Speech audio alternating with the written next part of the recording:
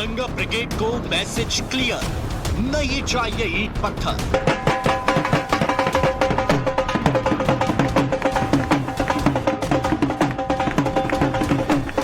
Samajwadi party तो कहती थी कि MY समीकरण मतलब मुस्लिम और यादव हमारे हैं। थे जब थे तब थे, इस वक्त की बात करिए आप।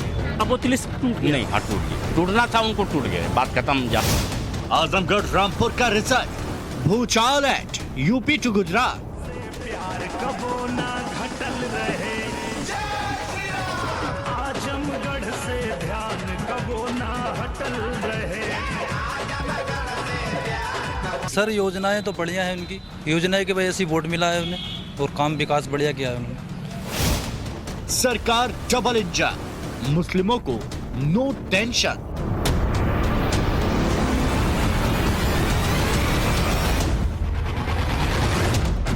मोदी ने और योगी ने कि घरों में लोगों को, दसियों को, मुसलमानों को हज़ारों को घर दिया, हज़ारों को हिंदुओं को घर दिया। कोई ऐसा नहीं है उनकी जात पात, उन्होंने कोई चीज़ नहीं देखी उनके लिए, उन्होंने सिर्फ विकास करा है। 2024 के लिए पैगाम, मोदी योगी के साथ सच्चा मुसलमान। आजमगढ़ और रामपुर लोकसभा उपचुनाव में बीजेपी को जीत मिली है तो सपा को करारी हार। सबसे बड़ा सवाल तो आजमगढ़ को लेकर है। ये वो सीट थी जिसे समाजवादी पार्टी का गढ़ माना जाता रहा है। यहाँ MY का चुनावी समीकरण हमेशा ही साइकिल की हक में रहा है, लेकिन इस चुनाव में ये छद्म भी टूट गया। इस चुनाव में मुस्लिमों ने भी बढ़ चढ़कर समाजवादी पार्टी के खिलाफ वोट किया। अब सवाल यहाँ पर उठता है कि ये क्यों और कैसे हुआ। इस रिपोर्ट में आप आजमगढ़ में साइकिल के पंचर होने और कमल खिलने का पूरा गुणा गणित समझ सकेंगे। जाति धर्म ना कवनो भरम, ना कोनो मन बढ़ के लिए कमल के बटन दबैया भैया, कमल का बटन दबैया हो बहिनी अपने आजमगढ़ के लिए।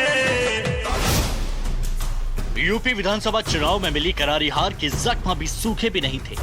समाजवादी बबुआ को जोर का झटका लगा है। जोर का झटका इसलिए क्योंकि जिसे वो अब तक अपना गढ़ समझते रहे, मजबूत सियासी किला मानते रहे, वो न सिर्फ दरक चुका है बल्कि जमींदोज हो चुका है। जी हां, बात कर रहे हैं मुस्लिम बाहुल आजमगढ़ और रामपुर की, जहां अब कमल का परचम लहरा रहा है।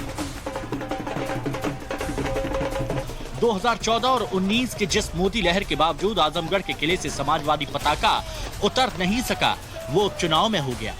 कभी मुलायम सिंह यादव और अखिलेश यादव का भेद गढ़ रहा आजमगढ़ के एक नायक अब दिनेश लाल यादव निरहुआ हैं।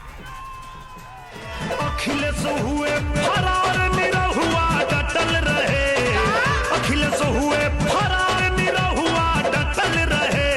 आजमगढ़ से प्यार कबो ना घटल रहे, आजमगढ़ से ध्यान कबो ना हटल रहे।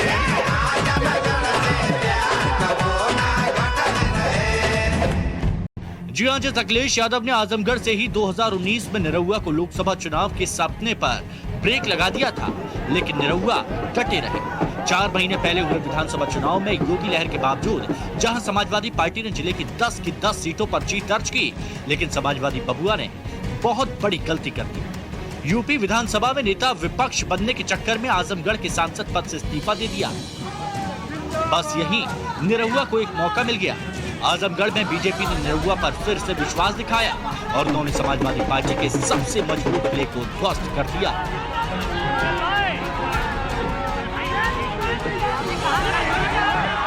पूर्वांचल में आजमगढ़ की पहचान समाजवादी पार्टी के मजबूत किले के तौर पे होती है। यहाँ की सियासत में सालों से समाजवादी पार्टी का ही सिक्का चलता आया है, लेकिन योगी और मोदी की करिश्माई जोड़ी के आगे समाजवादी पार्टी का यह किला अब दरक गया है। तो इसके पीछे की बड़ी वजह है, आजमगढ़ की जनता ने इस बार के लोकसभा चुनाव में बीजेपी का भरपूर साथ दिया। यहाँ तक कि समाजवादी पार्टी का MY समीकरण भी पूरी तरीके से ध्वस्त हो गया। बीजेपी को न सिर्फ उसके परंपरागत वोटरों का साथ मिला, बल्कि इस बार यादव और मुसलमानों ने भी बीजेपी के पक्ष में खुलकर वोट दिया और शायद यही बीजेपी की जीत की बड़ी वजह भी बना। पिछले 1 दशक से आजमगढ़ की सियासत पर समाजवादी पार्टी का ही सिक्का चलता रहा, लेकिन मोदी योगी की करिश्माई जोड़ी ने समाजवादी गढ़ में भी सेंध मार दी। आजमगढ़ में आखिर इतने लंबे वक्त साइकिल का सिक्का कैसे चलता रहा, तो इसकी वजह यहाँ का धार्मिक और जाति समीकरण है। आजमगढ़ में मुस्लिम वोटर 24%, जबकि यादव 26% और दलित वोटर 20% है। यानी मुस्लिम यादव का वोट जोड़ दे तो ये वोट सीधे सीधे 50% पहुंच जाता है, यानी जीत की गारंटी। पिता मुलायम सिंह यादव के बाद आजमगढ़ से सांसद बने अखिलेश यादव ने पुश्तैनी सीट समझकर छोटे भाई धर्मेंद्र यादव को ट्रांसफर करने की क्या सोची। बीजेपी ने समाजवादी पार्टी के मुस्लिम यादव समीकरण में ऐसा पलीता लगाया कि साइकिल की सीट लेकर दिनेश लाल यादव निरहुआ सीधे लोकसभा पहुंच गए।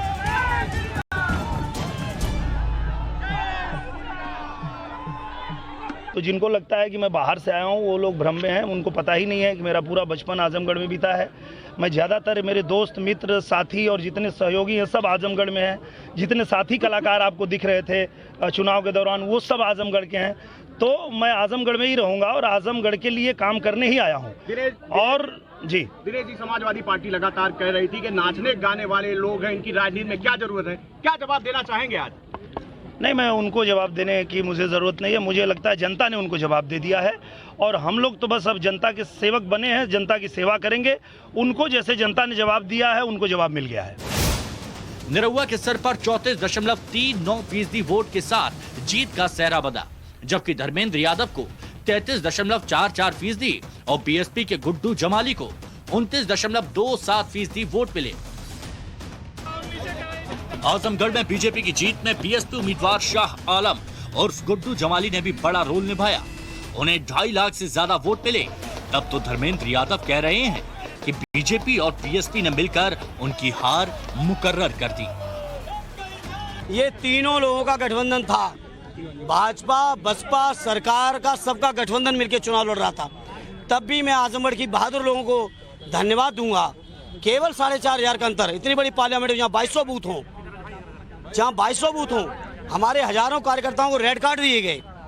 हमारे हजारों कार्यकर्ताओं को रेड कार्ड दिए गए, फर्जी वोट बढ़ाए गए, ईवीएम के स्ट्रॉन्ग रूम से मुझे जाने से रोका जा रहा था। पूरे देश की मीडिया ने देखा।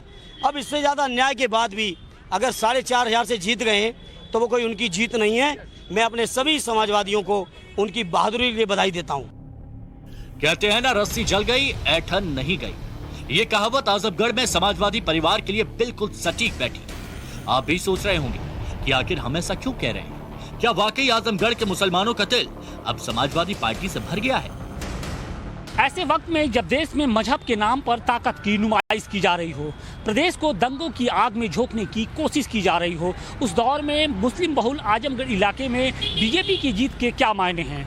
क्या यहाँ के लोगों ने जाति पाति और मजहब के ऊपर उठकर बीजेपी को वोट दिया, या फिर बीजेपी की जो जीत है वो महज एक तुक्का भर है? इन्हीं बातों को जानने और समझने के लिए हमने आजमगढ़ के कई मुस्लिम बस्ती इलाकों में पहुँचे और वहाँ के लोगों से राय जानने की कोशिश की। और इस वक्त हम चौक इलाके में हैं और यहाँ पर भी बीजेपी की जीत को लेकर हम लोगों से बात करने की कोशिश करते हैं। समाजवादी पार्टी तो कहती थी कि MY समीकरण, मतलब मुस्लिम और यादव हमारे हैं। थे जब थे तब थे। इस वक्त की बात करिए आप। अब वो तिलिस्म टूट गया। नहीं, हाँ टूट गया। टूटना था उनको, टूट गया। बात खत्म, ज्यादा बात। अखिलेश यादव सांसद बने लेकिन कभी झांकने तक नहीं है। नहीं, बात की टीस थी। नहीं आए। बस दिक्कत इसी बात की है। जनता को दिक्कत इसी बात की कि वो आए नहीं। आपने आप लोगों ने चुना था अखिलेश यादव को, लेकिन कभी वो पुरसाहार लेने के लिए नहीं आए। नहीं, कभी नहीं, कभी नहीं, कभी। और इस बात की टीस मलाल था आप लोग के? मलाल था। पहली बात तो इस्तीफा दिया और मलाल हो गया हम लोग को। जो इसका इस्तीफा देना आजमगढ़ से, वो हम लोग का और मलाल हो गया। बीजेपी जीती है तो यहाँ कुछ विकास करेगी, उम्मीद हम लोग की यही है। उम्मीद यही है, क्योंकि 40-45 साल से यहाँ पे जो विधायक साहब हैं कोई रोड नहीं बनवाए हुए हैं। शायद इसी वजह जनता नाराज है और बीजेपी के कामयाब किया गया। तो धर्मेंद्र यादव, सुन लिया आपने? जिन मुसलमानों के वोट को आप और आपकी पार्टी जेब में रखकर घूमने का दावा करती रहती है, उसी पॉकेट में सेंध लग चुकी है। आजमगढ़ को आपने लंबे वक्त तक डबल इंजन वाली सरकार के फायदों से महरूम रखा, लेकिन अब और नहीं। आज के इस चुनाव ने एक बार फिर से प्रदेश के दंभी, नकारात्मक सोच और अपनी विध्वंसात्मक गतिविधियों के लिए कुख्यात ताकतों को उन परिवारवादी ताकतों को एक बार फिर से स्पष्ट संदेश जनता जनार्दन ने दिया है कि उत्तर प्रदेश की जनता अब परिवारवादियों, जातिवादियों, सांप्रदायिक उन्माद को भड़काने वाले पेशेवर माफिया और आपराधिक प्रवृत्ति के तत्वों को प्रश्रय देने वाले राजनीतिक दलों को किसी भी प्रकार से स्वीकार करने को तैयार नहीं है। उपचुनाव में समाजवादी पार्टी का सिर्फ पूर्वांचल का किला ही ध्वस्त नहीं हुआ। आजमगढ़ से पश्चिम 591 किलोमीटर दूर रामपुर का भेद दुर्ग भी अब जमींदोज हो चुका है। जी हां, वही रामपुर जिसे आजम का गढ़ कहा जाता है। कहा जाता है कि एक दौर वो भी था जब यहां आजम खान की मर्जी के बिना पत्ता भी हिलता नहीं था। 4 महीने पहले इसी रामपुर विधानसभा सीट से जेल में रहते हुए आजम खान साहब ने रिकॉर्ड वोट से जीत दर्ज की थी। इसी सीट से 2019 में सांसद बने थे, लेकिन आजम साहब का मन तो जेल से निकलकर विधानसभा में बैठने को था। बस क्या था, दे दिया इस्तीफा। सोच रही होगी कि जब सीट पर लोकसभा के उपचुनाव होंगे तो जनता उसी को अपना आशीर्वाद देगी जिसके सिर पर उनका हाथ होगा। आसिम रजा को साइकिल सिंबल पर मैदान में उतार दिया। जेल से निकलकर आसिम के समर्थन में खूब चुनावी रैली भी की। अपनी जेल यात्रा के अनुभवों को साझा करते हुए यहाँ के वोटरों से संवेदना बटोरने की भी भरपूर कोशिश की। मुझे मारने का पूरा मंसूबा था। हाँ, मुझे कत्ल नहीं करना चाहते थे क्योंकि कत्ल का इल्जाम नहीं लेना चाहते। लेकिन जब नतीजे आए तो रामपुर की जनता ने वोट में आजम खान से बेवफाई कर दी। बीजेपी ने रामपुर का मैदान भी मार लिया। उस रामपुर में बीजेपी को जीत मिली, जहां मुस्लिम वोटर 50% से ज्यादा हैं, जबकि हिंदू वोटर 45% से ज्यादा हैं। आजम खान के मजबूत किले और मुस्लिम बाहुल सीट रामपुर में बीजेपी के घनश्याम सिंह लोधी ने समाजवादी पार्टी के आसिम रजा को शिकस्त दी। 24 में जो चुनाव होने जा रहे हैं, है ना, उसका ये छोटा सा टेलर है। आज दोनों सीटें हमने उत्तर प्रदेश में जीती हैं और मेरे ख्याल से 80 की 80 सीटें हम चुनाव में जीतने जा रहे हैं 24 में। यानी ये कहा जा सकता है कि समाजवादी के गढ़ में अब भाजपा जो है सेंध मारने। गड़बड़ कहीं कुछ नहीं रहा। जब यह समझे गड़बड़ कहीं नहीं रहा। 80 की 80 सीटें भाजपा जीतेगी आने वाले 24 के चुनाव में। मुस्लिम बाहुल सीट जहां 50% से ज्यादा मुसलमान हैं, वहां बीजेपी के घनश्याम सिंह लोधी को 51.96%, जबकि मोहम्मद आसिम रजा को 46% वोट मिले। जाहिर है अपने कौम के इलाके में बीजेपी की जीत समाजवादी पार्टी को रास नहीं आ रही। ऐसे में पार्टी के उम्मीदवार आसिम रजा ने इसे धांधली का नतीजा बताया।